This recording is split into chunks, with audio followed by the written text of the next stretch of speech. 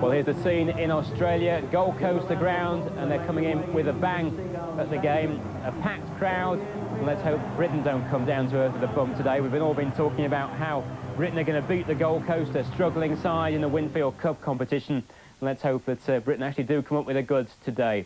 Remember, of course, that this is the build-up to the third test, exclusive and live on Sky this Friday morning at 10 o'clock. Britain's best chance of winning back the Ashes since 1970. That was the last time we won. It's 1-1 at the moment. It's a three-match series. That's the decider. Well, let's go to the ground. Eddie, a bit of a question for you from here. We've been discussing it in the studio. We've heard a lot about all the Great Britain side for today, all the test match side. But what has happened to the one man who's out in that party and is in neither side, Neil Cowie? Is he still there? Well, he is still here, Peter. He is not the invisible man, but I can tell you that his last match was against the New South Wales Country 13 at Parks just 2 weeks ago. He was injured in that match.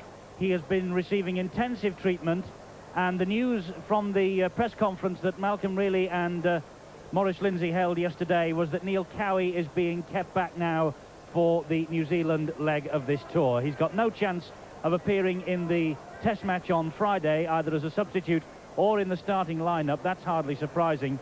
But Neil Cowie will no doubt make his next appearance on the tour of Australasia when we cross the Tasman and go to New Zealand.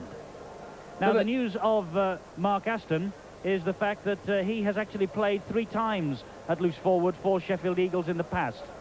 This is just this last season, so the move not too surprising as far as he's concerned. What is surprising is that Michael Jackson has dropped out. I noticed Mike Ford speculating there that he might be on the bench for the test on Friday.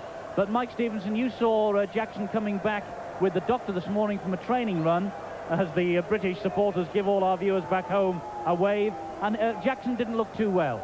Well, not that he didn't look too well, Eddie. They're keeping tight-lipped about the situation. Naturally, in the build-up to the test, they don't want to reveal anything. But I'll put it this way. Michael Jackson didn't look too happy about things. So maybe it's a slight problem, and they don't want to take the risk. I think that's a good move by Malcolm Reilly. The news apparently from the dressing room is he's had a slight setback in training, so they're obviously not that concerned. Otherwise, he wouldn't even be on the bench, would he? No, well, I mean, as you mentioned in the preliminary build-up, Eddie, the fact is that Malcolm Reilly has all the eggs now in that basket, and I think he knows that he has to keep his players fit. There's no point in taking an outlandish risk. If someone does get injured this week, and let's hope that that does not occur at training, they want everybody there so they can use him. Well, just look at the support that Great Britain has inside this stadium as yet again the fireworks explode overhead here. They really do make the rugby league matches a big event in Australia. You can probably hear the thunderclaps in the background. Absolutely fabulous, cracking atmosphere. And the cheerleaders there waiting to welcome the two sides onto the field. Just look at that. This is rugby league Aussie style. And here come the Gold Coast Seagulls for this match against Great Britain. Packed to capacity, 12,000 people inside this ground, and 8,000 have come from England to be here. Absolutely marvellous to see them. Confirmation of the Gold Coast side: Peacock the fullback, Moore and Bouvang on the wings, Cook and Vowles in the centre, Donovan and Davis the halves, Bartram is the loose forward. The second row, McLean and Gallia, Staines and Keith Neller the prop forward, and Herring is the captain, Ray Herring the hooker. Chain strip, that's not the usual jerseys that the Seagulls wear. It's a new kit, especially for the occasion here tonight. Well, they got quite a reception, but nothing like the reception that goes up at the Seagull Stadium for Great Britain.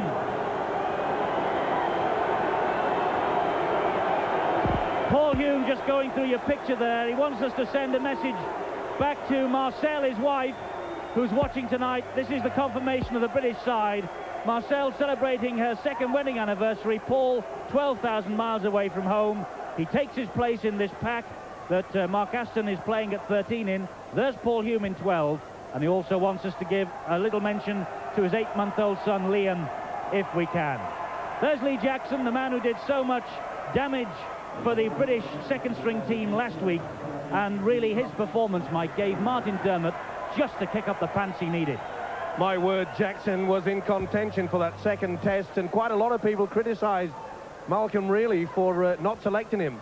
But as you mentioned, Dermott really did come out of his shell.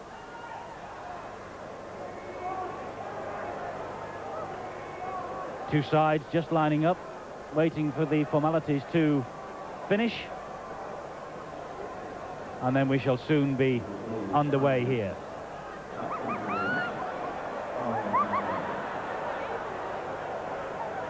Well, if the Seagulls are in a change strip, I'm sure you've noticed that the British team is in a change strip as well. There it is, the away kit. They are very much away from home tonight, but here now the national anthem.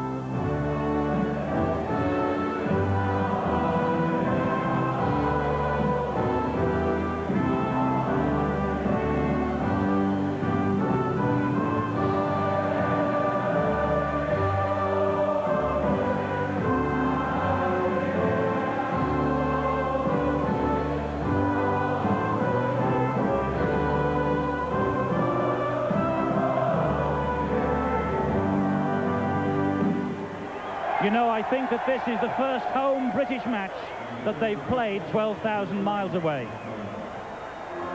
Yes, tremendous support, and support also for the Australian national anthem.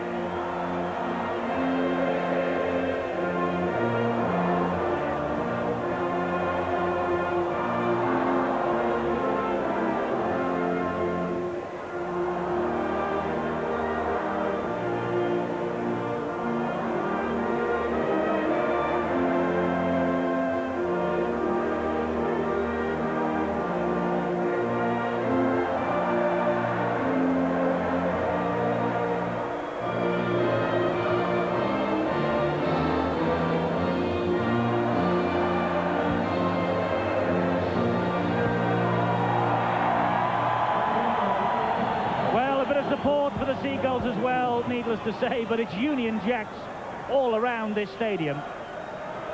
Seating on all four sides, the huge Seagulls club away to the left-hand side. You can just see at the corner of it there, in the top left-hand corner of your picture. And that has been doing a roaring trade. We had a meal in there just before the start of this match. It was full of British supporters. The match referee is David Manson, one of the top officials in the Winfield Cup. And although they're being outshouted by 2-1, the Seagull supporters really are getting behind their team. Captain for the night, Derek Fox, about to get this game underway then. And here we go, the last match in the Winfield Cup programme for Great Britain. And immediately a mistake by number 11, Paul Gallier. He and Mike McLean have switched jerseys. Knock on, just 15 metres out. Poor start. Yes, the nerves are showing there very quickly. It really is an emotion-charged night. Britain have the possession from the scrum with Aston. Now to Fox. Fox is stopped just 5 metres short. Lee Jackson at the dummy half position. Here's Lee Crooks wearing 8. 3 men surround him. Ray Herring, the hooker, was one of them. The captain, Keith Neller, as well there. The figure of Keith Neller, blonde hair. No stranger, of course, to British viewers is Neller, following his days at Halifax. That's a poor ball, though. Picked up neatly in the end. Ellis sweeps the long ball out to the far side. And this is Steve Hampson. And Hampson tonight, is he wearing a scrum cap? I think he is indeed, Steve Hampson. He had a cut on his head, actually, earlier in this tour. It's now his Devereaux. That's the last one. And Fox will no doubt hoist the kick. The ball has bounced back, and it's back to 6. Poor defence that from the Seagulls. Neller all over the number 13, Mark Aston. Fox now, out to Ellis. Ellis to Connolly. Great move, Britain. First try posted. Gary Connolly. They've cut them to ribbons. And we've had a minute and a half play. Gary Connolly with his second try of the tour. The busiest man on this tour of 1992. Connolly in his 10th appearance of the tour. Great try. Well, we expected them to spin the ball out wide. It's a combination, Fox and Ellis, which has proved so good in this so-called second string. It's just simple basics. Move the ball out wide. Ellis, a lovely ball here. Connolly takes it on the inside, in for a good try. It really did see the Gold Coast defence left standing out in the centres. We were watching the game on Saturday, Eddie, and we made comment that they were a little bit, shall we say, fragile, just off the rucks in the centre position, and it certainly showed up there. Indeed so, and we passed on the information to Malcolm Reilly. Told him how vulnerable the Seagulls looked out wide, and that really has proved the point. Fox now with this conversion attempt doesn't reach. Fox wearing 7, he's the captain for the night. In case you're just tuning in this morning, changes in the British side. Michael Jackson has dropped onto the substitutes bench. A slight setback in training. It means that McNamara has gone into the second row with Paul Hume and Mark Aston of Sheffield Eagles. He's played there 3 times this season for Sheffield Eagles. He's the loose forward tonight for Great Britain, and they've had the perfect start. They lead by 4 points to 0, and this is Hampson with the scrum cap.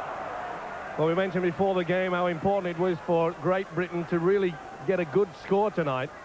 What a great lift it would be for the Test side on Friday. And this side really has done it well, haven't they, Eddie?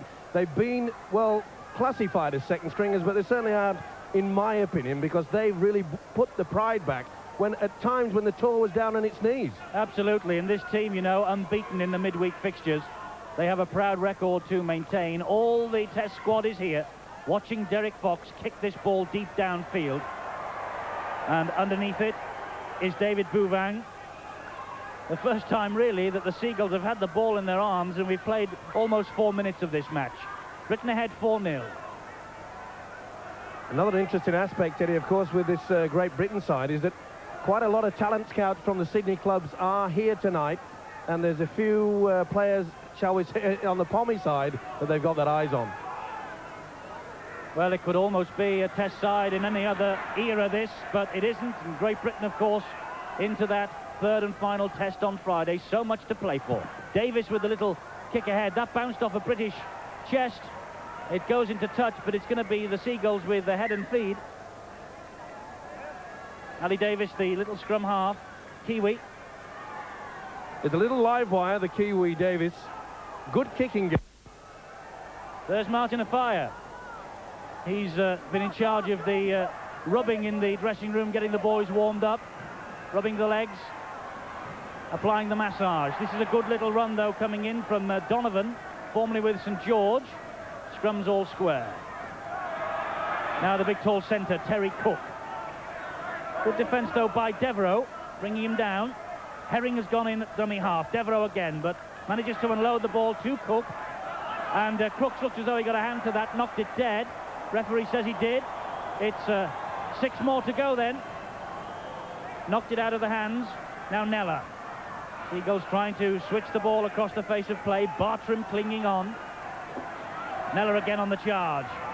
2 Wembleys for Halifax in the 80s, remember, Keith Nella.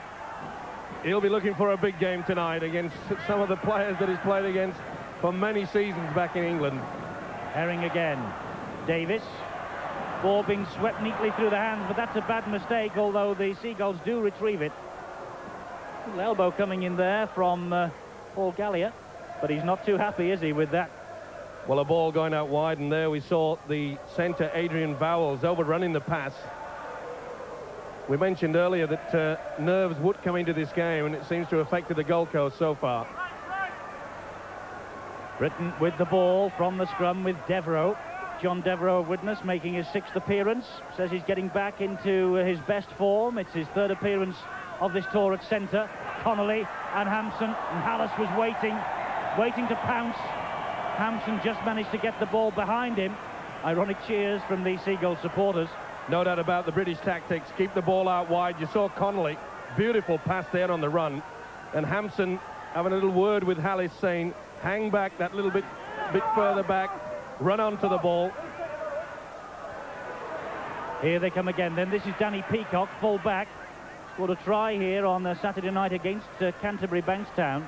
Now the centre wearing 16, Vowles. Cook taking it up again. Vowles, the man gone into dummy half. Here's McLean. Decides to take the tackle from Paul Hume, the anniversary man. Block forward, Bartram. Great Britain will have to keep that eye on. That should be a penalty. Oh, a little bit of nastiness there. Come on. Well, Paul Hume, it's no way to celebrate your anniversary, is it? Getting involved in a scuffle in the opening 5 minutes of the match here. But something obviously said, something went on. And rightly so, the referee, David Manson, laying down the law. You see on the replay there, there's a lot of niggling in these games. A lot of words pass, shall we say, from lips to lip. They really do antagonize them at times. But it goes both ways. Paul Hume, the man picked out, and, well, the Gold Coast are going to run this. Bartrim finding touch. Going backwards. I thought they might have had to kick a goal there, Mike. Only 4-0 down. Well, they obviously want to give entertainment for this packed crowd tonight, and full credit to them for doing that. That's Ian Staines. Elder brother Danny, of course, played for Halifax too. Now Bartrim. That was a big hit, though, coming in on Bartrim from Lee Jackson. He really has had a great week as Lee Jackson. Good stepping run this time from Gallia. That's how close the Gold Coast Seagulls are. It's now with Donovan. Donovan on a good run. Crooks brings him down. Again, McLean. Attempting to make it quick hands. Bartrim trying to butter his way through. Hunt has him. So too Paul Hume. Getting closer. That's the try line. They're over. It's Herring. 2 for Ray Herring on Saturday. The former Broncos, and Malcolm really is not happy with the British defence. 4-all, it's all square. Herring's 3rd try in 2 matches. Well, they fell for the sucker punch here. Hume took it to his open side when there was no one there at the blind. Good play by the hooker. You mentioned he scored 2 good opportunist tries on Saturday, and that's the 3rd one. That was good play. He saw that the defence was hanging off. Paul Hume went the open side. He's a good player, the hooker, and captain tonight, Ray Herring. Hookers don't need much opportunity. If they see half a gap, they'll be in, and that's what he did. That was a great try. Did well.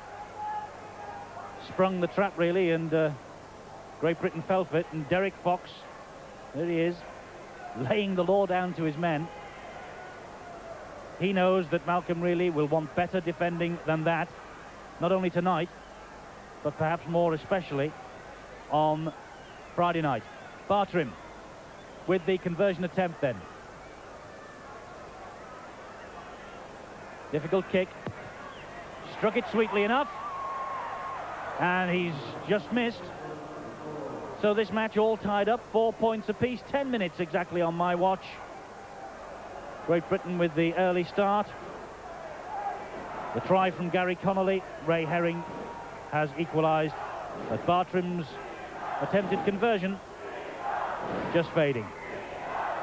Great Britain's 12th game of this tour then. Won 9, lost 2 so far. This midweek team unbeaten.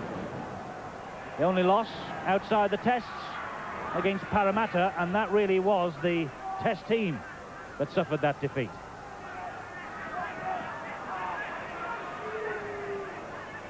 Not quite the same intensity, Mike, is it, as the test match, and no wonder.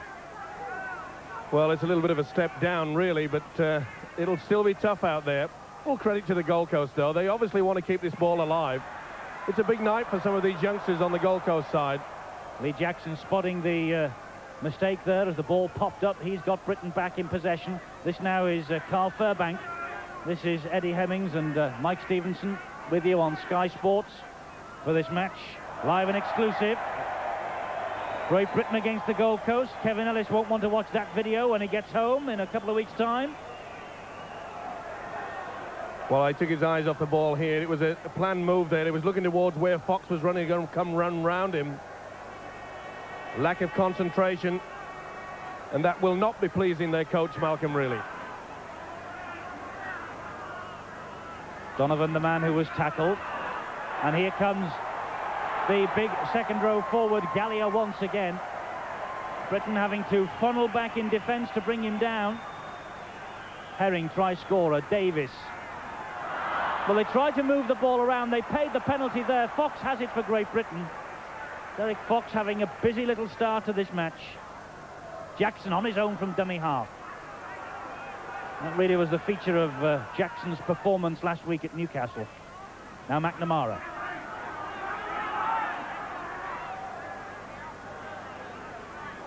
Crooks. Crooks, every time he gets it, surrounded by three big men ahead of him, trying to use his weight. So too will this fellow, Fairbank. Fox. And that little reverse angle kick from Derek Fox. Tried to get to it, was impeded, couldn't go anywhere around the man. Well, that's a tactic that we've become known that Fox can do very well indeed, but it was surprising that none of the other Great Britain players moved up quickly enough. There should have been more support there. The Seagulls have it back then. That's Clinton Moore who had it then. Good run on that occasion. Well stopped. The British defence will have to watch this running from the dummy half. The Gold Coast are playing the ball very quickly indeed. They're catching us off.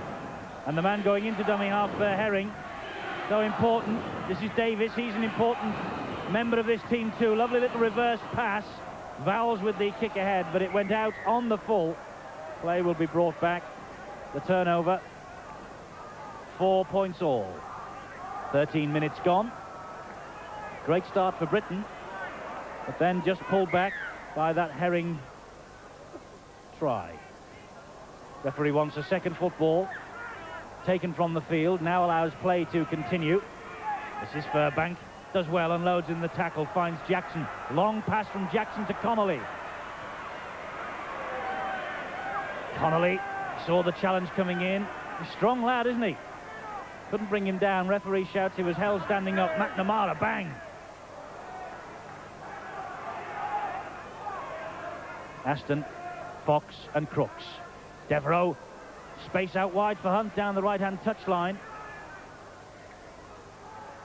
It's now with Hunt. Well, he juggled with it, knocked it on. Waited for it a few moments ago, it didn't come. When it did, he wasn't quite ready. Not too happy with that. Alan Hunt there, the ball coming right through his hands. First time he's really been involved in this game. He wouldn't be too pleased with that. Mistakes are coming fast and plenty for the British boys. Britain moving up. They didn't cut the man out with the ball, though. And this is Vowles. Vowles taken eventually by Mark Aston.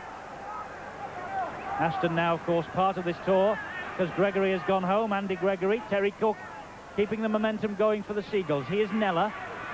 Bartram in support, but the big challenge from McNamara bringing Nella to the floor. Davis, ball being swept across the face of play again. That's McLean underneath those two British bodies. Quarter of an hour of this match gone. 4 points apiece. Donovan on the last tackle. The Seagulls midway inside the British half of the field. The midfield bomb is coming in from Davis. Hampson is underneath it, catches it cleanly. Sets off on a strong run, but he's brought down by Bouvang with a little bit of help from Gallia. Oh, and then a big mistake from Alice on the first tackle. Surrenders possession. Seagulls back in charge of the football, but a knock-on, says the referee.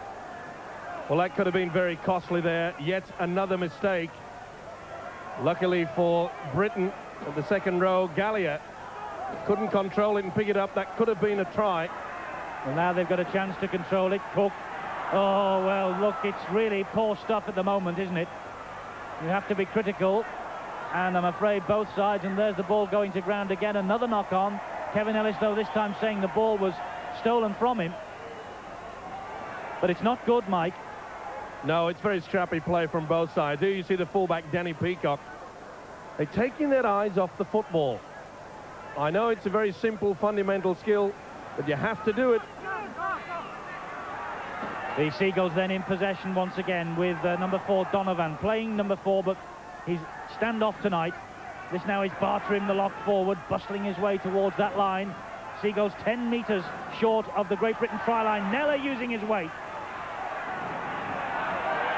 Herring takes the return pass as Herring. Ball goes to ground. Davis continues the movement. Tries to get round Fox and Ellis, but can't do so. Ball fed out to that far side. Cook, he's a big man for a centre. Last one. Britain defending stoutly. They still have to. Little grubber kick ahead. Well watched by Carl Fairbank. Well, I don't know what Carl Fairbank was doing in the back line, and another mistake there. Hallis is trapped. No way out for him. And I'm afraid after the Lord Mayor's show tonight, the second string are not doing us proud. Well, we fully expected that they'd want to keep. Now, that was an awful pass. Went in between Devereux and Hunt. And really, they are putting pressure on themselves all the time. Now, it's up to Derek Fox, the skipper, to get his charges together. They've got to just calm it down and not play this panic-style football that we've seen so far. Hampson's clearance from underneath the sticks doesn't go too far. This is Cook again. It was Connolly with the tackle. Now Bouvang. Bouvang jinking, turning, ducking, diving. The former Brisbane Brothers player, David Bouvang. Now Nella. Once again, Gold Coast are making good yardage from the dummy half. Davis. Ball being swept out to that far side of the field again. Staines. They obviously feel they can attack Britain down the left-hand side. McLean. Tackled by Devereux. The tackle not completed. It is now by Hunt and Fox. Just 3 meters short of the line. Another little stab ball forward. Well watched, though, on that occasion by McNamara. But again, Great Britain dropped the ball. Bartram has it back. 6 more for the British defence to weather. Well, what a game this lock forward for the Gold Coast. Wayne Bartram's having. He really has involved himself in everything. Here's Terry Cook. Bouvang screaming for it on this right-hand side. Aston and Connolly bring him down. Now Gallia. Once again, we see there, Eddie, the British side are not moving up in defence. They're waiting for them. Here's Bartram again, as Mike says, having a big game already. Almost 20 minutes on the watch. Herring it in at dummy half. Now it's with Donovan. Little grubber kick ahead for Bouvang. Oh, no! He was short of the line. No try. Just short of the line when he grounded it. No try. Yes, but the referee's got him for offside. It was good thinking there by Donovan. It was a bad pass. He had to take it.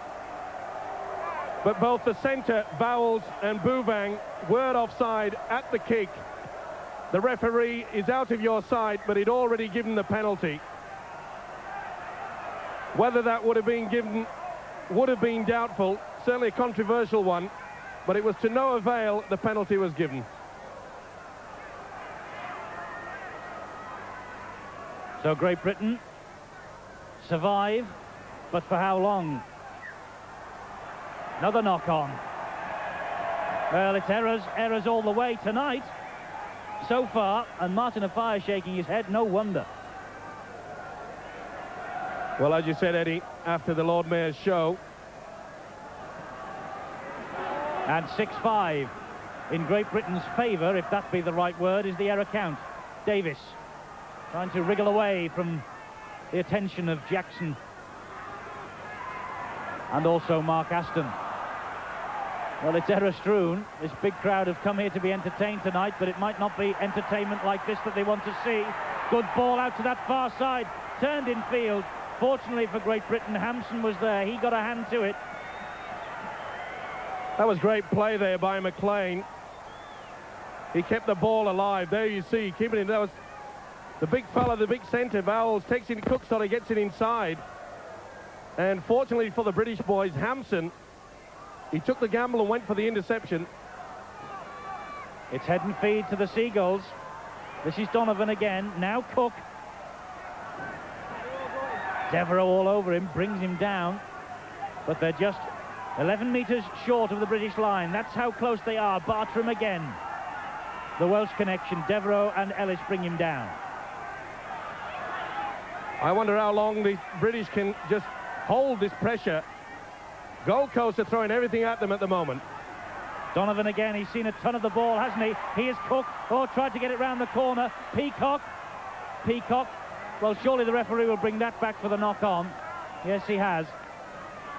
Little wry smile on the referee, David Manson. They try to keep the ball away, but he's having a big game as well, isn't he? The big fella Cook just lost it at the last moment, trying to get it to Danny Peacock. Fox feeds, Fox receives, and Fox tries to get Hunt away. Great Britain, yeah, you see the amount of possession they've surrendered. They've had to do a lot of tackling compared to the Gold Coast. Here's Devereux on a run now. This is a period where they've got to get back into the swing of things, not forget the kicking game, not try to become too individualistic. Ashton. Still Ashton. Crooks. Oh, that was a dangerous ball for Crooks. Ali Davis had moved up, almost pinched the ball from Lee Crooks there before it reached him. That looked forward a mile. Well, Britain are allowed to play on with Jackson. Are they going to make the Gold Coast pay here? Ellis cutting back inside. No, good defence from Peacock. Last tackle, though. Great Britain at last have made a bit of ground. Fox. Now, things better here. There's a few problems, but it was watched all the way by Bouvang. The pass inside. Malcolm Reilly, Maurice Lindsay watching on pensively with frowns on their faces. No wonder. Good play here by Bouvang. He really did take the gamble, didn't he? Mark Aston threw the long ball. The winger had come away right from the touchline. That really was a gamble that paid off for them. 16 is Adrian Vowles as the rain falls here on the New South Wales-Queensland border. Been threatening all day in Brisbane. It's been a glorious day down here on the Gold Coast apparently, but now the rain has come.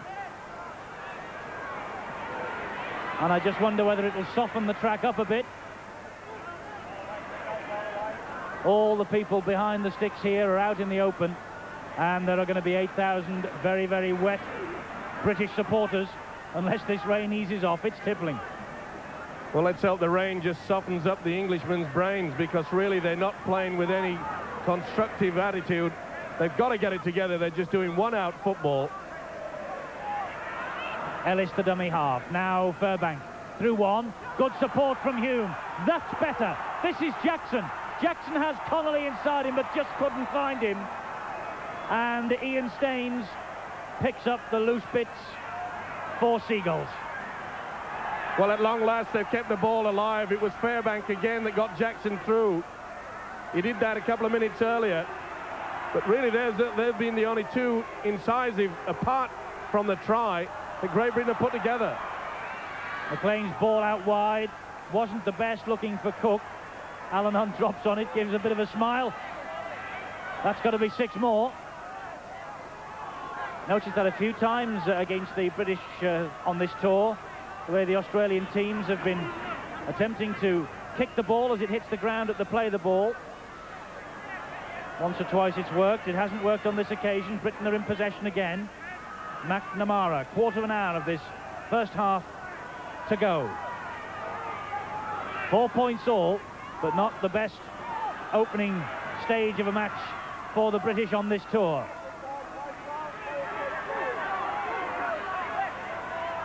Connolly from dummy half on his own, the busiest player on this tour. He's had a fine tour, the young St Helens player. Last tackle, 8 metres short of the line. Fox, again that reverse pass. Ellis is going for it. Peacock's there too.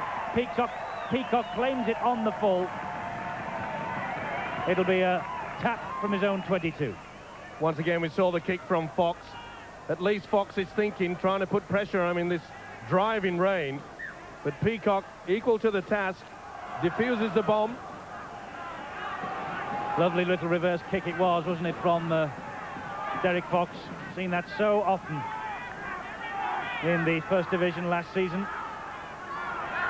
He's on the he's on the transfer list. He wants a move from Featherstone, otherwise they might be seeing it in the Second Division next year.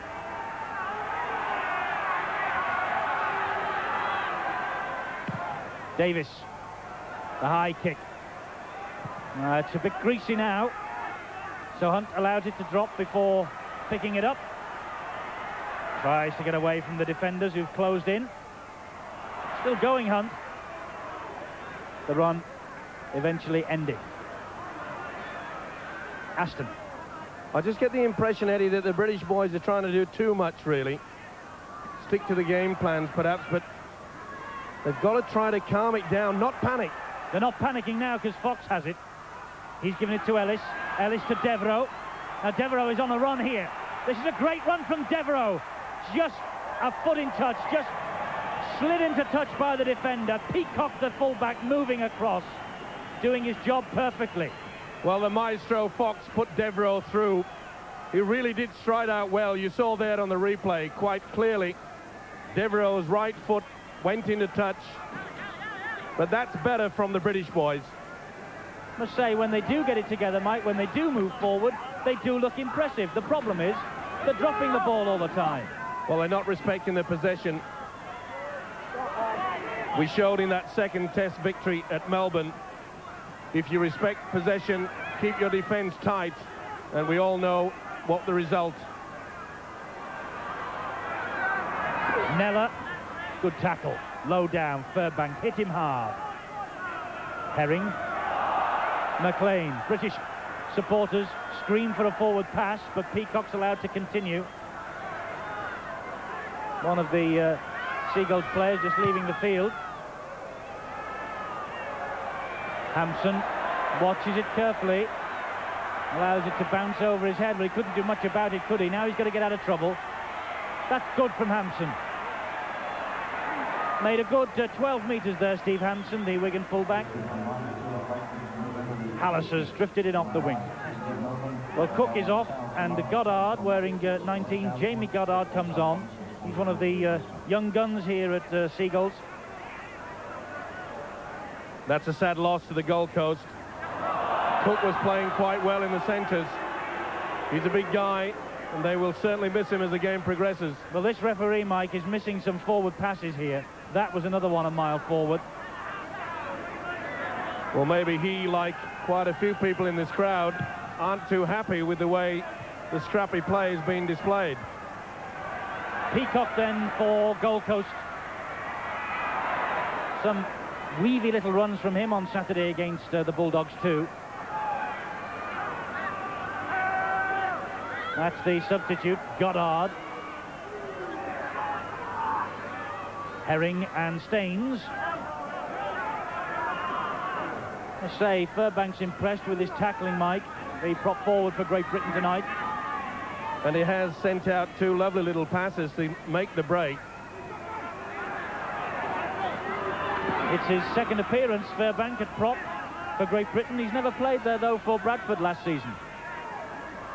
Doing the job well tonight. Here's Goddard. Hallis has it. Look over his shoulder. Goddard's moved up, pins him. A little bit of help from Donovan. Whoa! Well, Graham Hallis will have a red face about that, but here's Ellis. Ellis on the break. That was cheeky, Mike. Oh, you could call that a cheeky pass, no doubt about it. He became a bit of a handful, didn't he? Jackson with this great run. Support out wide is from Hunt. This is where the Gold Coast are vulnerable.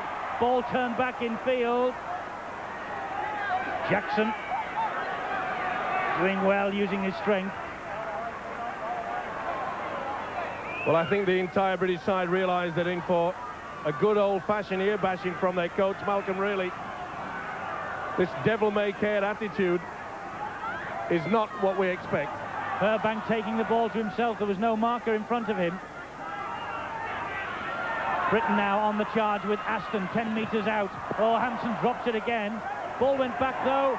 And Connolly prepared to just take the tackle from Bouvang and run it out. 4 points all. And on my watch, we're inside the last 10. Well, Aston trying to do the right thing. This is a lovely long ball here.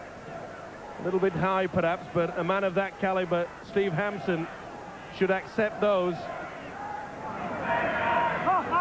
Started this tour as the test full-back in Papua New Guinea, Steve Hampson. Penalty at the scrum, awarded against the British. Never any doubt in the mind of David Manson. He saw there that the lock forward Mark Aston breaking away before the ball had come free. Miles offside. Hallis That was a big mistake there from Gold Coast. Now Hallis setting off on a run. Good support from Devereux. Ellis is there too. This is Ellis. Now Hunt. Hunt coming in field. Again looking for the support. It arrives from Paul Hume. Good run there by Graham Hallis. That really did inject himself into it, didn't he? Crooks.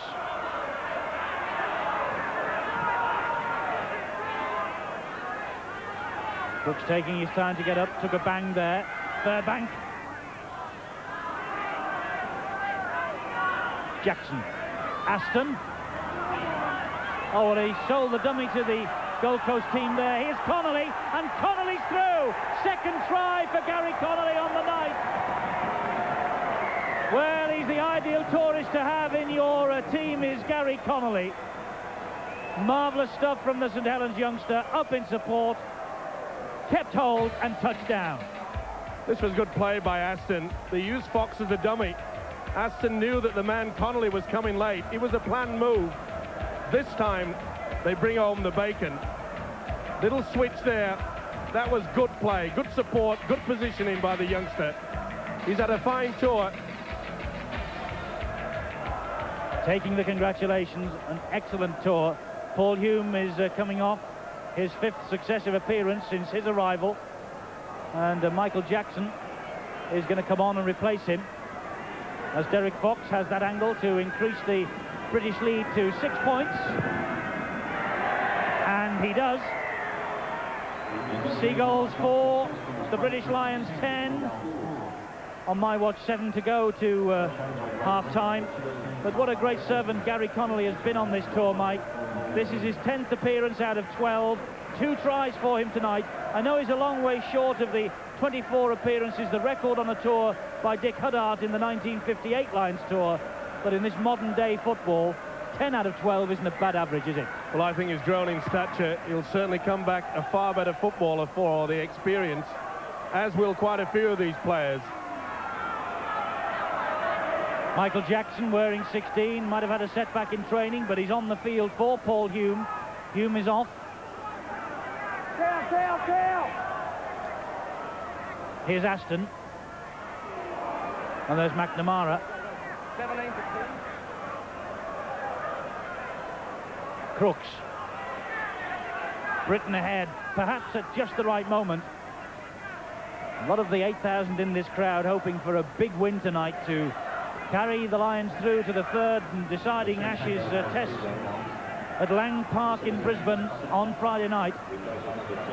Fox could go nowhere. Hampson was under pressure from Galliard, and he simply had to hack it downfield. Here's Peacock. That's a good tackle from Jackson. Well, Fox really put a lot of pressure on his fullback there. But maybe Hampson would have been better to elect to dive for the ball rather than just lash out with a boot. Bartrim, all through 1 and through 2. Hallis is clinging on to him. Stopped him, fortunately. Britain was stretched then. Davis, and now that's Goddard. He sweeps the ball out to Donovan. That's good defence from Great Britain. Donovan able to make no progress and was pushed sideways.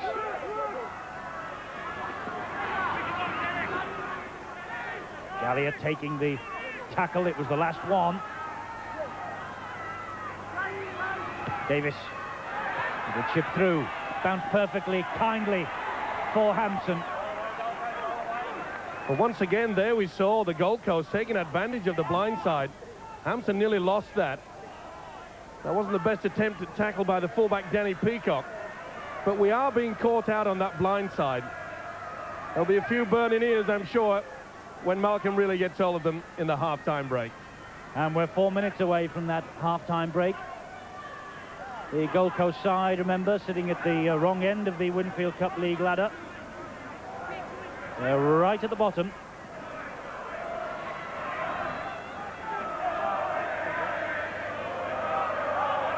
It's the last one. Fox. Bouvang underneath it. Oh, and he got away from Fairbank then. Couldn't get away from Fox and Michael Jackson. Goddard running from dummy half. Cooks and Ellis have him. Here's McLean. Big raw-boned second rower. Had quite a match here on Saturday night against the Bulldogs. Herring again from dummy half. McLean picking up the pieces, able to continue, and slips a good pass, but just couldn't hang on. I think it was Herring again, was it? Well, I must say the Gold Coast can feel himself rather unlucky not to have posted more points in this first half. They really have made the break. And so too has this fellow, Connolly. He in the backs, and for my money, Furbank up front, the most impressive in the red, white and blue of Great Britain so far tonight.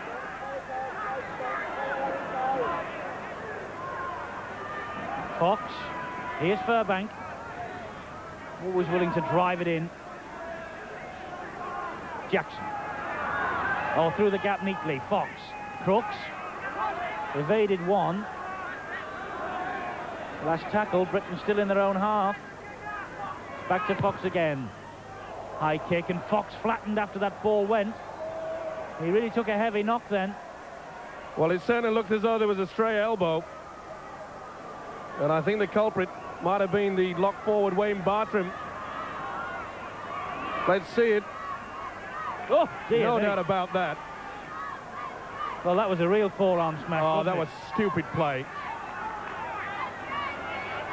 Referee didn't see it. And those Judges didn't see it. those amazing guys in yellow with the flags. It's amazing how they can miss it. Well, he's all right, Derek Fox, but it could have so easily have been quite nasty, that. A real elbow in the face after he kicked the ball. Scott Sattler's on in 17 for Gold Coast. Now here's Boobang. Sattler, the youngest son of John Sattler, one of the all-time Aussie greats. Hampson picks up the pieces. Hallis. Well, a half this distinguished by those 2 tries from Connolly, and Hallis unhappy with that challenge from Herring as well. There's a little bit going on out there, Mike. The referee really ought to be getting his eyes open and having a look at this.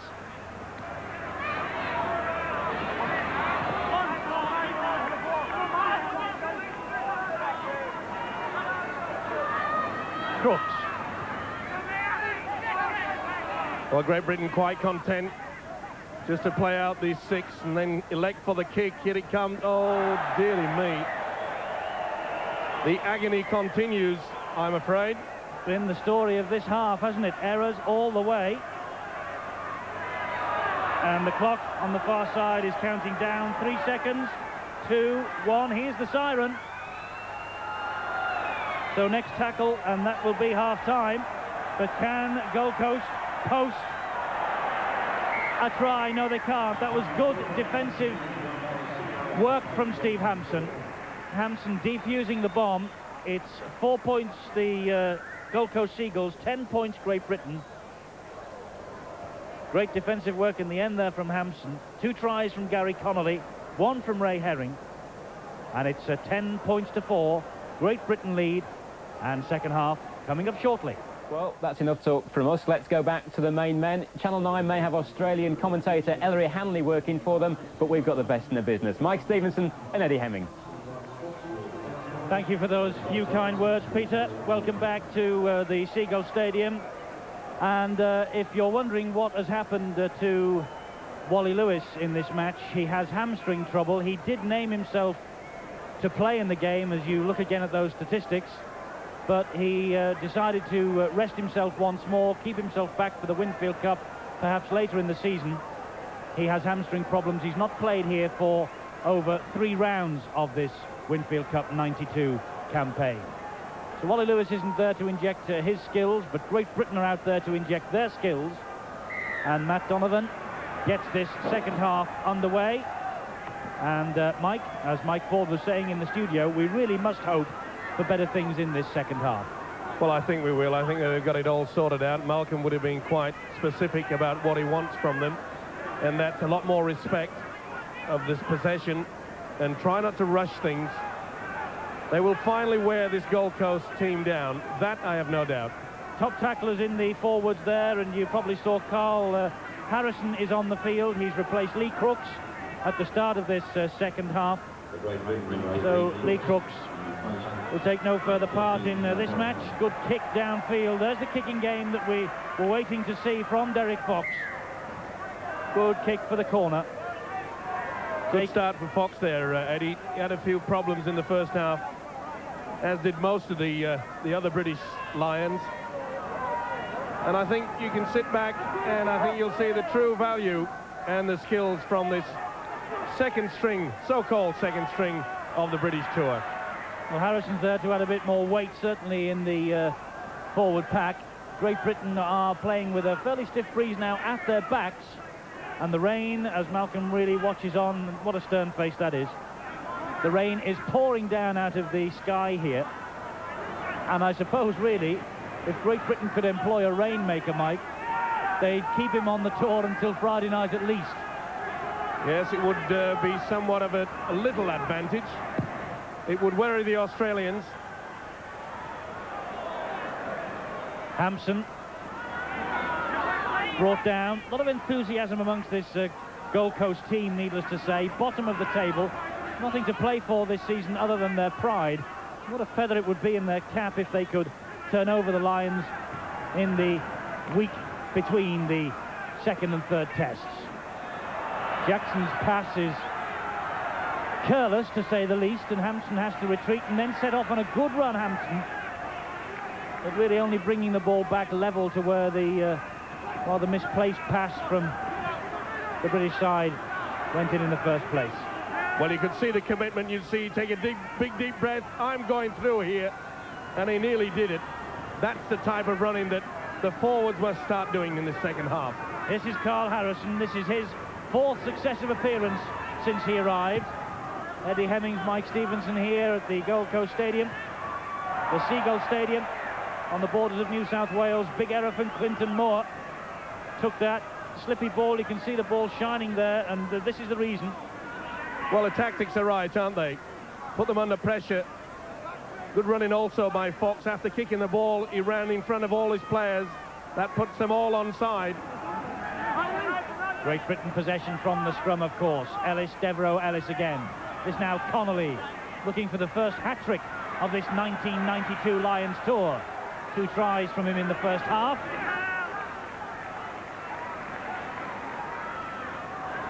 Harrison took 3 men out there with the run. The ball goes back. He gets it eventually. Ellis to Fox. Not the best pass. Spun off Fox's fingertips. Went backwards, though. McNamara using his weight. Harrison there to add weight to that pack, Mike, with Ashton at 13. Here he is. And McNamara not the biggest at 11. Perhaps with Jackson, who's in possession now, and Harrison, the pack might start working. Well, it was very light, wasn't it, when it took off in the first half. But really that doesn't account for drop balls and lapse in tackling and mistakes like that. Absolutely. Gold Coast then are back in possession. This is a neat little run. And he showed the ball, did Davis, and then we get a mistake from him as well. Well, the rain is pouring down.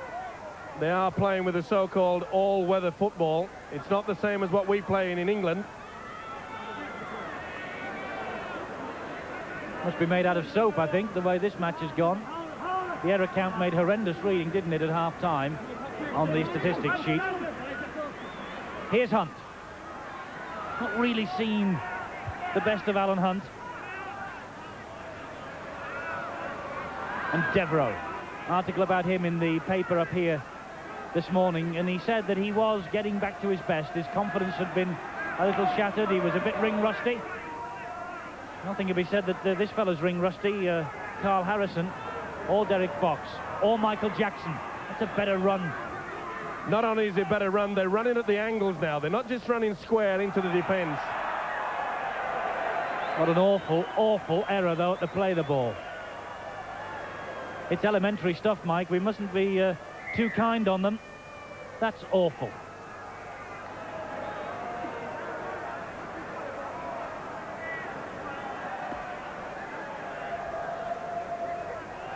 Break in play while a Gold Coast player receives attention. Paul Gallia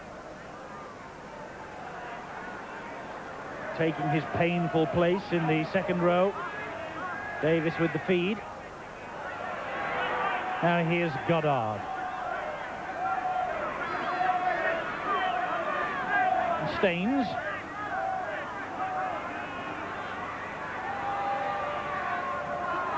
McLean. Oh. Well, when are we going to get a passage of play without any errors? And no wonder the boo is coming up from the terraces. It's getting very slippy out there indeed. There you saw a little bit of a different defence there from the British. They came up and moved up quickly. That put him under a lot of pressure. He was forced into that header. Now Ellis. Devereux directing traffic from dummy half and running in the end on the blind side. This is a good run from Devereux. Still going Devereux. Oh, great try, John Devereux. Through the tackle from Bartrim, just simply brushed him away. And John Devereux, good try from him. It's only his second on tour. He will enjoy this. Well, he did what the Gold Coast were doing in the first half, running from the dummy half. And you saw the upper body strength there. Look at him go. Nice step inside. It really did leave Clinton Morse just stranded. The lock forward Bartrim found him far too tough. That was a good individual try. Well done, John Devereux. 14-4 the score now. Derek Fox with this conversion attempt.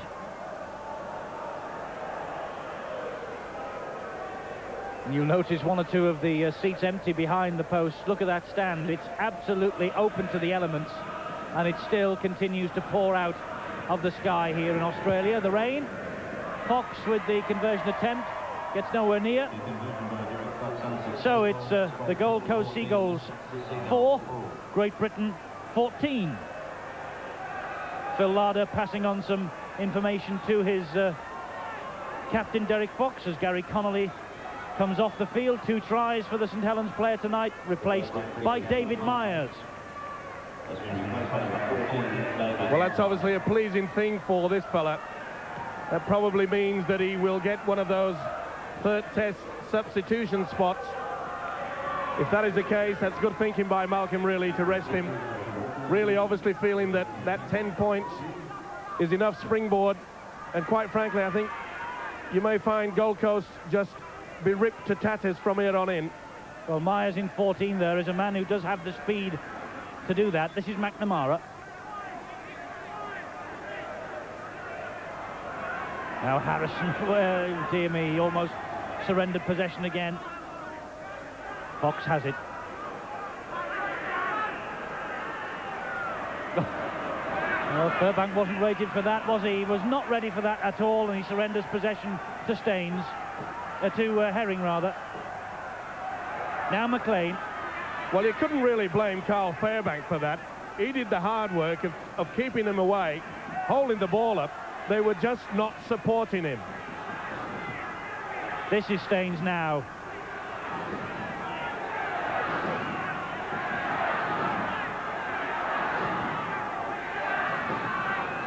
Sattler gets away from Harrison. Jackson's in there, so too is Ellis. Just couldn't get the ball to Clinton Moore, who had moved up in support. This now is Herring once more.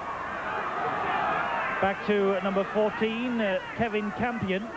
All the young A-teamers, the reserve players, reserve grade players over here getting a run against the British tourists tonight. Donovan's kick ahead, but it looked like it might have bounced off Derek Fox, but the referee says knock on. He was closer than we were. No protest, you notice, from the British captain. Fox thinking that this was a charge down, but really the ball, he was turning his back sideways. The ball was just fired into him. Dodgy decision there by the referee Manson.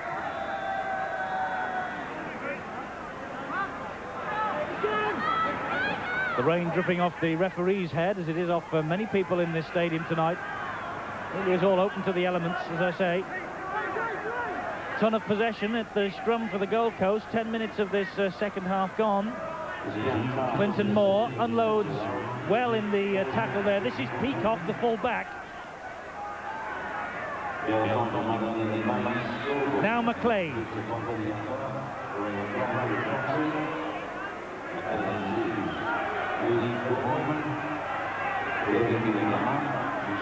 Campion.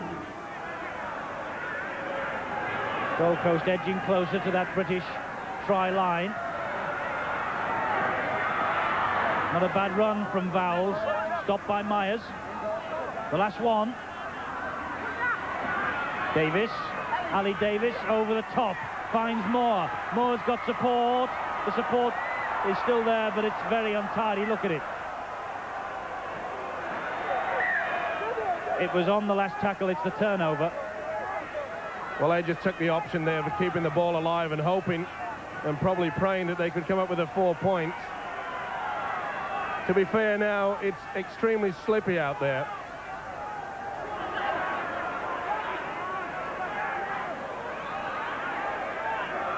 Harrison using that weight to barge his way away from trouble.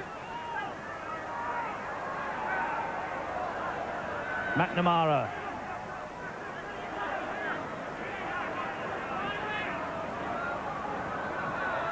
Fox with the kick downfield. Only Paul Broadbent now on the bench for Great Britain tonight. As Peacock, the fullback, sets off on a run. Nellis watches him all the way. That was a good kick by Fox. A lot better than what we'd seen in the first half. And a good chase game. Very good chasing game indeed by the Lions.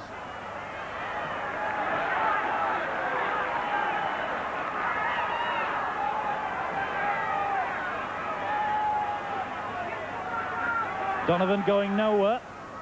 Stopped there by Aston. Ball back again. Hampson makes a meal of it.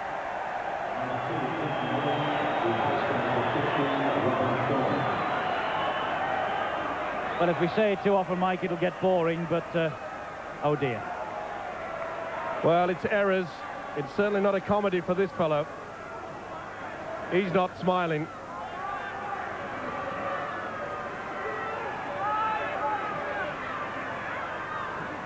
Long pass, well held by Donovan, but poor distribution again, and Britain have it back. 5 games to go for Great Britain after this. Friday, of course, then 2 tests against the Kiwis and 2 club games across the Tasman against Auckland and Canterbury. You'll see all those 3 test matches here on Sky Sports. Beginning on Friday. The kick and chase. The 15, Robin Thorne, formerly with the Canterbury Bulldogs, is on. So Wally Lewis is ringing the changes. They're all on now, all the youngsters. Once again, a better kicking game we saw there from Fox and the chase. Slowly but surely, they're just getting into the swing of things now.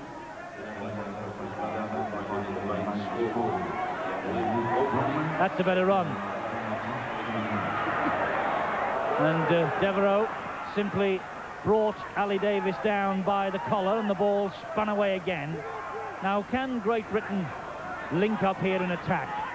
Hampson.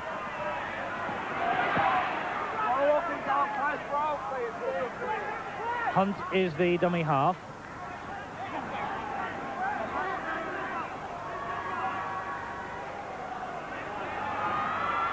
Hallis.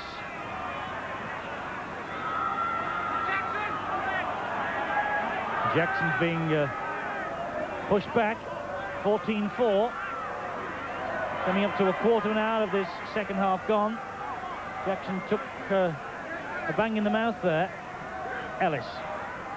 And Devereux. Stepping neatly inside is Devereux.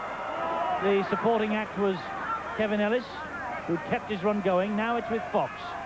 And now Aston. He did very well to pick that ball up there. The ball was dipping from that pass from Fox. Here's Fox again. Little one forward for them all to chase. Jackson led the charge. That's good play by Bouvang. Can he get away? Yes, he can.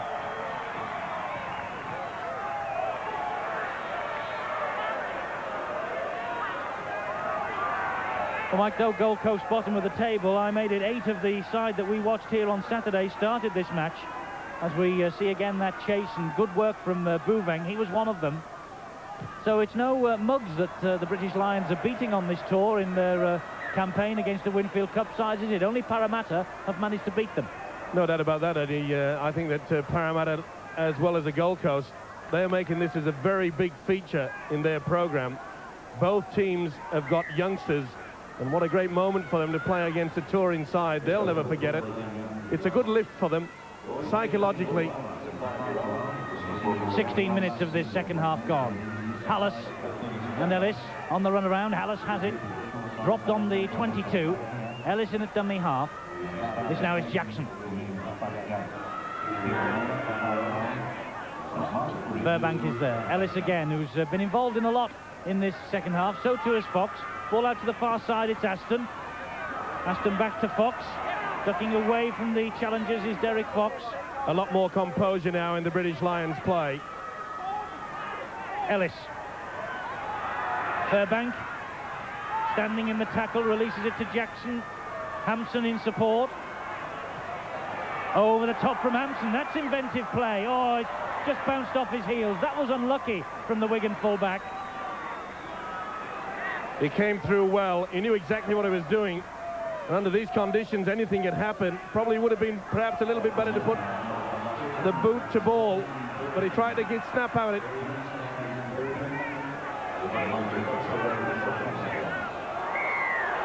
And McNamara will be pulled out for that. Pulled out and penalised as he came over the top. Referee Manson wants a word with the Hull youngster. I think the referee must have shouted held here. Well, not about it. Swinging arm there. Referee had ball held. Here he comes. Far too late. Swinging arm right in front of the referee. You can't expect anything else but to give away a penalty. But you might expect them to put it in touch. Another big error from Gold Coast. Here's Hampson. Much better run from the Wigan fullback. He's got a bit more confidence this second half. That's great stuff from Hampson. Now here's Harrison. 14-4, the British lead. Second half, live and exclusive on Sky Sports from Seagulls Stadium. Jackson. I just can't see the Gold Coast hanging on now. Britain coming forward, 10 metres out. Good, neat interplay. That's McNamara! And McNamara scores a great try.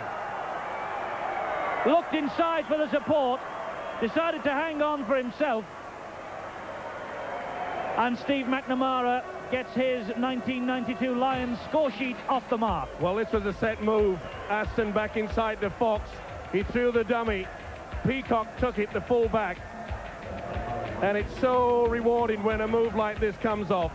There you see the big fella, the young boy from Hull, in for a try. I said it looked as though the Gold Coast were ready to buckle under the pressure. It did not surprise me. And Steve McNamara gets a deserved four-pointer. McNamara then makes it 18 to Great Britain and 4 to the Gold Coast Seagulls. Derek Fox should improve that record from right in front, and he does. So Great Britain 20, Gold Coast 4, on my watch 19.5 minutes of this second half gone. Mike, just while we wait for the kickoff, you may remember we were talking about Neil Cowie before the match got underway. Lovely little story about Cowie at the second test at Melbourne on Friday night, when the Aussies scored the try and Gary Schofield was leading the inquest. Apparently the word from off the bench was that Cowie turned to one of the British officials and he said, "I wonder if they're talking about me." It shows there's a lot of humour and a lot of spirit in the British Lions this year. And modesty too.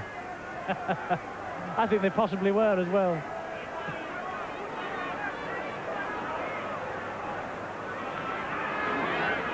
And a lot of the spirit, it must be said, on this tour has come about as a result of this midweek team. As Mike Stevenson said, they raised the spirits dramatically at Illawarra. They did the same at Newcastle. And with a kicking like that from Derek Fox, the spirits will be raised again tonight. Wonderful kick again by the skipper. Fox really has stepped up a gear in the second half. He knew it. And like a true professional, is now producing the goods. We're midway through this second half then. 20 points to 4. It's going to be a good night for Great Britain's midweek team. They don't like to call themselves the second string. The management refuse to call themselves the second string. But I rather fancy that all the players out there on the pitch tonight know that there are no test places up for grabs this time. Although they all must be playing for places on the bench. And can they now capitalise on that mistake? That's a good ball inside to Aston. But the ball was, I think, bounced off the chest of Davis. This is Peacock.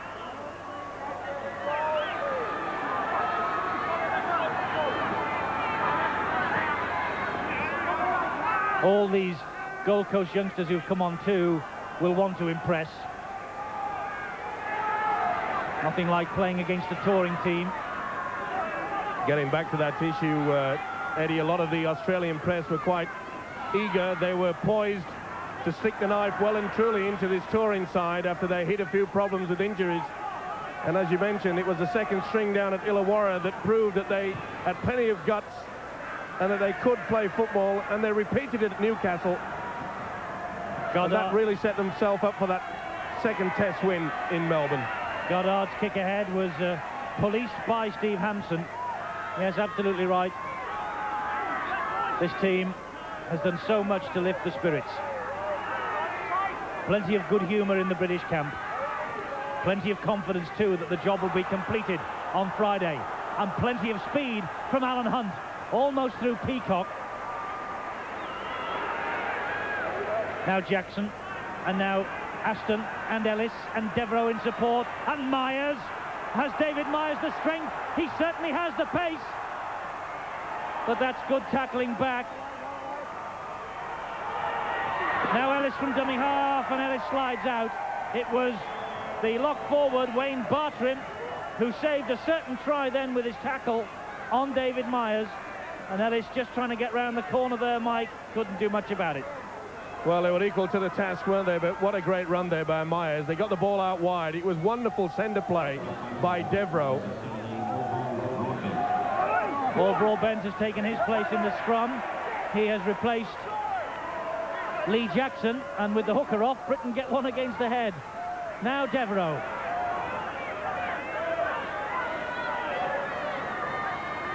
Here's Ellis. And they took the dummy, Furbank.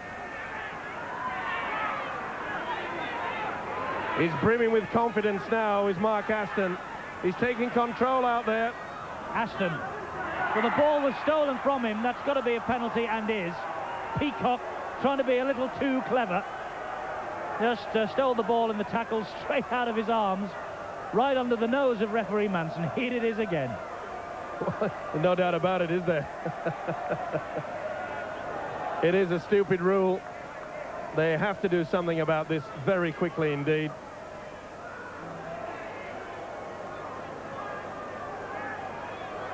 Penalty then to Great Britain.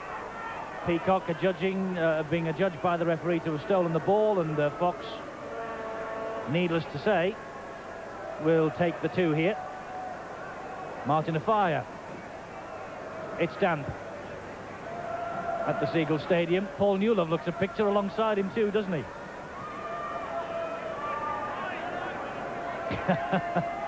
I think that just sort of typifies the spirit, doesn't it? Plenty of smiles on the bench. Fox with the penalty then, 22 points to 4. Seagulls 4.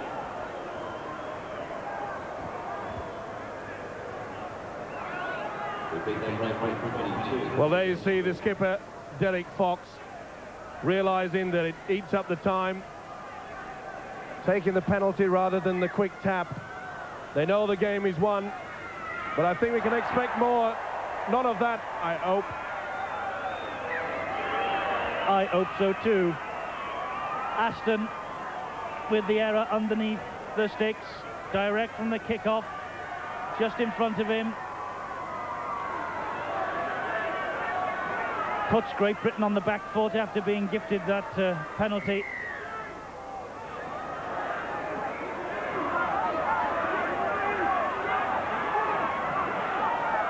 Davis gets the possession from a rather untidy scrum.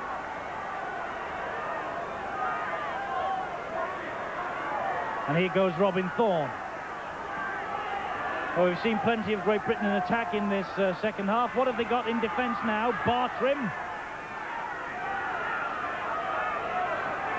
Davis spread the ball out wide. There could be problems. Campion. Broadbent bringing him to ground. Herring, they decided to come blind with Staines. Inching closer to that line. Davis. Long pass. This is Goddard. Good play, Great Britain. Good defence. They'll be pleased with that. The Gold Coast lost their way a little bit there. Obviously a wrong call. They didn't realise that was the last tackle. They should have opted for something a little bit different than that. Alan Hunt. Plenty of rugby to be played on this tour still, Mike, isn't there? 5 to go, as we said earlier. 3 of them test matches. There's Broadbent. Wonder what will happen to him, because he's only been brought in as an emergency replacement. Wonder if he will leave the tour after this match. Fox again, lovely kick. Draws applause from the people who are left. And so it should. Excellent kick there by Derek Fox. We said that Malcolm really would have said quite a few words at the half-time break. It certainly has worked. They really have stepped up another gear for this second 40. 27 minutes gone in this second half. 13 to go then. For the midweek team to maintain their 100% record, and it looks like they're going to do that now. But the Seagulls fancy a run. Great Britain funneling back. Good play though by Bouvang.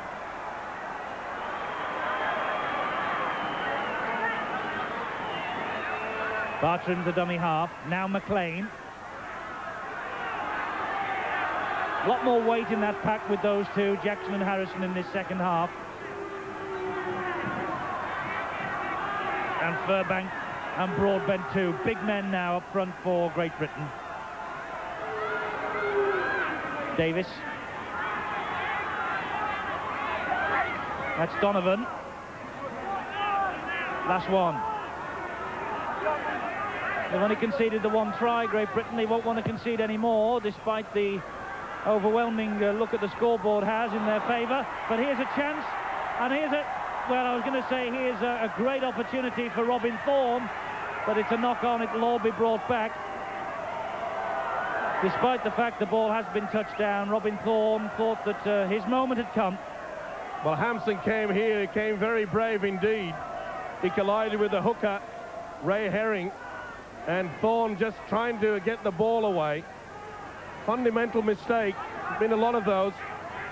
Peacock thought his ship had come in. 16-9. Gold Coast winning the scrums, hands down. Great Britain winning the match, hands down, 22-4. And we hope we'll be bringing you a similar story from Lang Park, Brisbane on Friday. We hope we'll be watching a British victory that night and seeing history on Sky Sports and bringing those ashes home. Fox's kick downfield into no man's land. There's no one there, and Fox is leading the chase on Peacock, and Fox wheels him in. Good play from the skipper. Certainly was, and once again he saw that the winger David Bouvang was out of position. Peacock was left stranded. Intelligent kicking game in the second half. Bouvang seems to have drifted in field. That was him in possession then. This now is McLean. Well, the fire has gone out though in the Gold Coast jerseys now. Look at the scoreboard. They know, I think, that they are a beaten side. They're playing now for consolation prizes. Well, you can see the eager defence of the British lads. They're moving up a lot quicker than what they did in that first half. They put them under a lot of pressure. And Gold Coast are tiring badly. 10 minutes to go. Ellis sweeps up that kick ahead and chased by Davis, and then gets a right clobbering from the scrum half for Gold Coast. Didn't realise that he was getting someone behind him so close. Luckily, Hampson kept his cool. Broadbent now. Aston in support. Two Sheffield teammates, Fox and Jackson, running on strongly. Still going, Jackson. Takes something to bring him down in that mood. Burbank, dummy half. Fox. Aston again.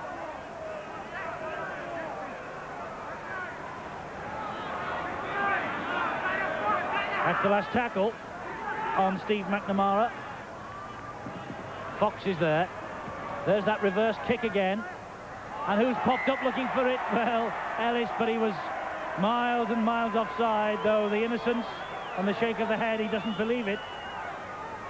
Well, it's been used a few times, isn't it? This angle reverse kick, no doubt about it. Doesn't matter how many times Ellis pleads with the referee. You saw on the white shot on the replay earlier. I don't think even Martin Offiah could have got into that position. I don't think Kevin agreed, though, did he? McLean clinging on for the Gold Coast. Just over 8 minutes to go. Another important psychological boost for the British as we approach Lang Park. What a night that will be. Hope you'll be with us on Sky Sports for that one. The biggest match in rugby league history for 22 years. And Myers, David Myers, sliding out on this wet turf. 22-4. Can we do it on Friday, Mike? I think we can. As we watch the replay here, there was never any doubt on slippery conditions. You see Myers being pushed across there. Momentum taking him out. Yes, I really do think we can do it, but we have to show commitment for the full 80 minutes again. Our defence has to be superb, and the kicking game has to be equal to what was on display in Melbourne. Bartrim, still going Bartrim. The supporters arrived, and Peacock was hauled down by Hampson. Herring on his own from dummy half. Support arrives from Davis. Or was it Peacock there again? Well, it's no try anyway. Wally Lewis cannot believe it, but he has a wry smile. It was Peacock. Well, this was good play, didn't they? Kept it alive. Peacock did definitely drop the ball. That was a wasted effort. Definitely dropped it, and good positioning by the referee, David Manson. No doubt about it.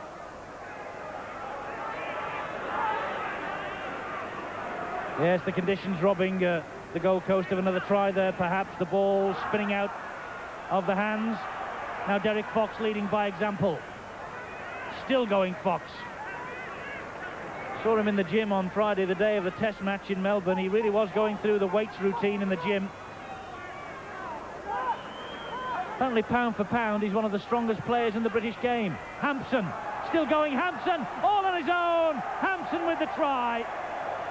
The Wigan contingent of supporters in front of me get to their feet. Steve Hampson with his first try of the tour. And 26-4, it's quite a convincing score. In atrocious conditions, and Derek Fox fully deserved to land that conversion. Remember, it was his strong run down the midfield, 40 yards, that put them into that position to get them their try. Just checking down the scores on this match now, 28-4. And this is the widest winning margin by the British on tour since they set off on their travels in Papua New Guinea back in May. And apart from the island zone in Rabaul on the 27th of May, and the test match, of course, last Friday, this is the best score on tour. And full credit to him, they certainly sorted it out. That's what it's all about. But I've been very impressed with the way that Carl Fairbank has kept this ball alive. I'm sure Gary Schofield in the picture there would also be pretty pleased with Fairbank's performance, as with the little maestro Derek Fox. He's at a top second half. Peacock collects his kick ahead, though. Can Great Britain hit the 30 mark in the remaining 3 minutes and a little bit?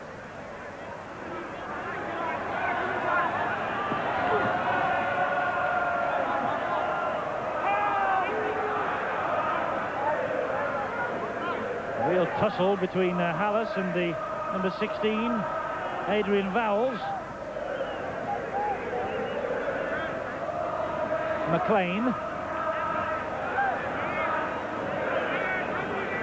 Despite the rain, nothing has dampened the spirits of the British supporters inside the Seagulls Stadium tonight. All the singing now coming from them. I think one of them might be singing in the rain before we go home. It's still pouring down. Myers fluffs it, surrenders possession to Donovan. Hampson wheels Donovan in. Been a bad display from Hampson tonight. 1 or 2 errors, of course, as they all have had, but he's been pretty sound at the back. Sweeping up the danger. Here's Herring. This now is Bartrim.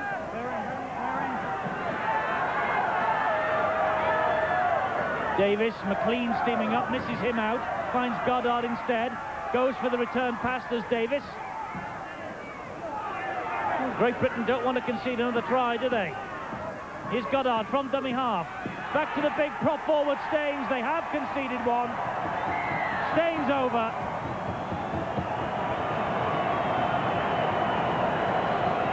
Or was it Herring? Ray Herring, I think. Well, that was a lovely, neat pass inside there. And Staines, I think it was, that went in.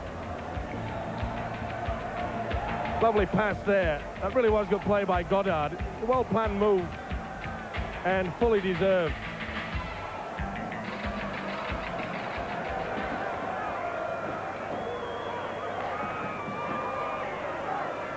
Herring confirmed as the try scorer.